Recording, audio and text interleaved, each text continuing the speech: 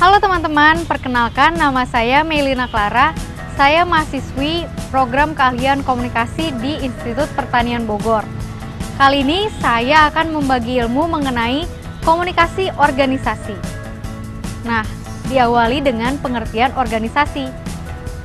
Menurut Sein, 1982 mengatakan bahwa organisasi adalah suatu koordinasi rasional kegiatan sejumlah orang untuk mencapai beberapa tujuan umum melalui pembagian pekerjaan dan fungsi melalui hierarki otoritas dan tanggung jawab. Dari teori-teori di atas yang dikemukakan oleh beberapa ahli, dapat disimpulkan bahwa komunikasi organisasi terjadi dalam suatu sistem terbuka yang kompleks, yang dipengaruhi oleh lingkungannya, baik internal maupun eksternal. Elemen organisasi terdiri dari: pertama, struktur sosial adalah pola atau aspek aturan hubungan yang ada di antara partisipasi di dalam suatu organisasi. Yang kedua, partisipan organisasi adalah individu-individu yang memberikan kontribusi kepada organisasi.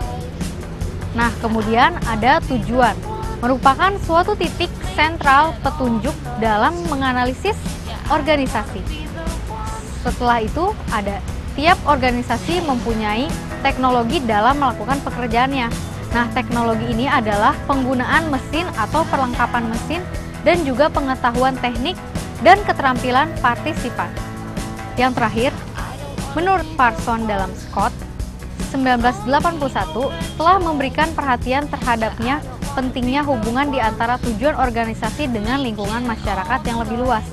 Jadi, setiap organisasi berada pada keadaan fisik tertentu, teknologi, kebudayaan, dan lingkungan sosial yang memuat adaptasi organisasi tersebut. Karakteristik organisasi diantaranya dinamis. Organisasi sebagai suatu sistem terbuka yang terus-menerus mengalami perubahan sebagai hasil adaptasi dalam menghadapi tantangan baru dari lingkungan. Faktor pertama yang mempengaruhi sifat dinamis adalah perubahan ekonomi. Selanjutnya, ada faktor memerlukan informasi. Dengan adanya informasi, organisasi dapat mengolah bahan mentah menjadi hasil produksi. Informasi yang dibutuhkan baik dari dalam organisasi maupun dari luar organisasi. Yang ketiga, mempunyai tujuan. Organisasi merupakan kelompok orang yang bekerja sama untuk mencapai tujuan tertentu. Oleh karena itu, setiap organisasi harus memiliki tujuan.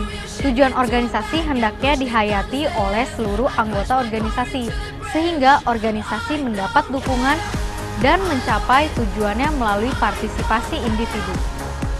Yang terakhir adalah terstruktur. Struktur menjadikan organisasi membakukan prosedur kerja dan mengkhususkan tugas yang berhubungan dalam proses produksi. Struktur dibuat oleh organisasi dalam mencapai tujuannya, baik dalam bentuk aturan-aturan, undang-undang, dan hierarki hubungan. Fungsi organisasi. Yang pertama, memenuhi kebutuhan pokok organisasi. Yang kedua, mengembangkan tugas dan tanggung jawab. Yang ketiga, memproduksi barang atau orang. Yang keempat, mempengaruhi dan dipengaruhi orang lain. Persepsi komunikasi organisasi berdasarkan menurut para ilmuwan. Reading dan Sanborn mengatakan bahwa komunikasi organisasi adalah pengiriman dan penerimaan informasi dalam organisasi yang kompleks. Kemudian ada Katz dan Kahn mengatakan bahwa komunikasi organisasi merupakan arus informasi, pertukaran informasi, dan pemindahan arti di dalam suatu organisasi. Dari teori-teori di atas dapat disimpulkan bahwa komunikasi organisasi terjadi dalam suatu sistem yang terbuka dan kompleks. Karakteristik komunikasi organisasi. Arah dari proses komunikasi dalam organisasi bisa ke dalam yang pihak internal itu sendiri atau kepada pihak luar eksternal, misalnya stakeholder, pemerintah, dan masyarakat. Pesan yang disampaikan dalam komunikasi tersebut tentunya berkaitan dengan organisasi itu sendiri. Tujuan dari proses komunikasi bisa berupa pemberian tugas organisasi atau sebagai fungsi pemeliharaan organisasi. Orang-orang yang terlibat dalam komunikasi organisasi bisa suatu individu, seseorang dengan jabatan formal dalam organisasi, atau berdasarkan penamaan maupun wewenangnya dalam struktur organisasi. Struktur yang ada dalam komunikasi organisasi sangat dominan atau subordinated.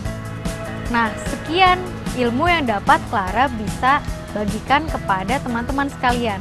Sampai jumpa di lain waktu.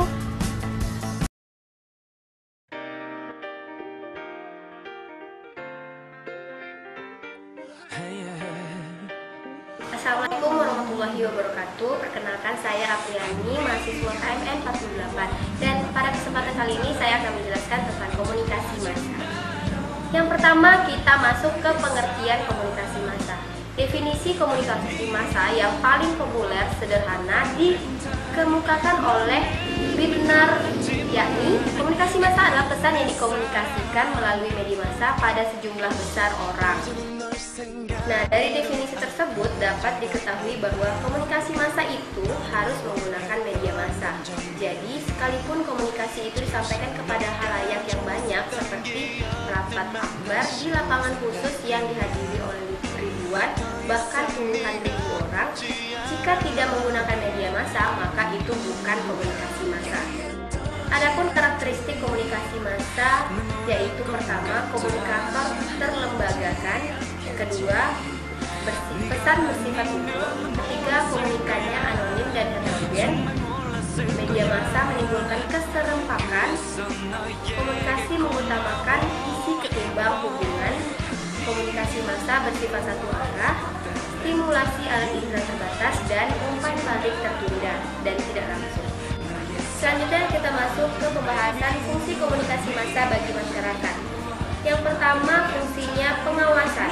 Fungsi pengawasan komunikasi massa dibagi dalam bentuk utama, yaitu pertama, warning or beware surveillance, yaitu pengawasan peringatan. Yang kedua, instrumental surveillance atau pengawasan instrumental. Fungsi komunikasi massa yang kedua yaitu interpretasi, yaitu penafsiran. Fungsi penafsiran ini hampir mirip dengan fungsi pengawasan. Media massa tidak hanya memasok fakta dan data saja, tapi juga memberikan penafsiran terhadap kejadian-kejadian penting. Organisasi atau industri media memilih dan memutuskan peristiwa-peristiwa yang dimuat atau ditayangkan. Fungsi yang selanjutnya yaitu linkage atau pertalian. Media massa dapat menyatukan anggota masyarakat yang beragam, sehingga membentuk linkage atau pertalian berdasarkan kepentingan dan minat yang sama tentang sesuatu. Fungsi selanjutnya yaitu transmission of value atau penyebaran nilai-nilai. Fungsi penyebaran nilai tidak kentara. Fungsi ini juga disebut socialization atau sosialisasi. Sosialisasi mengacu kepada cara di mana individu mengadopsi perilaku dan nilai kelompok. Fungsi yang terakhir yaitu entertainment atau hiburan. Sulit dibantah lagi bahwa pada kenyataannya hampir semua media menjalankan fungsi hiburan ini. Selanjutnya yaitu bentuk-bentuk media massa.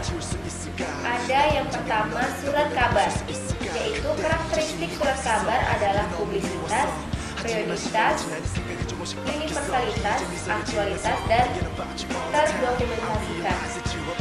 Bentuk yang kedua yaitu majalah. Karakteristik majalah adalah penyajian lebih dalam, nilai aktualitas lebih lama, gambar atau foto lebih banyak, dan cover sebagai daya tarik. Bentuk ketiga yaitu radio siaran.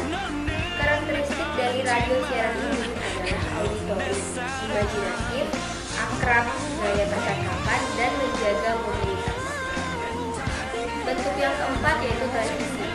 Karakteristik televisi adalah audiovisual, berpikir dalam gambar, dan pengoperasian lebih kompleks. Sekian pembahasan saya mengenai komunikasi massa. Terima kasih atas perhatiannya. Assalamualaikum warahmatullahi wabarakatuh.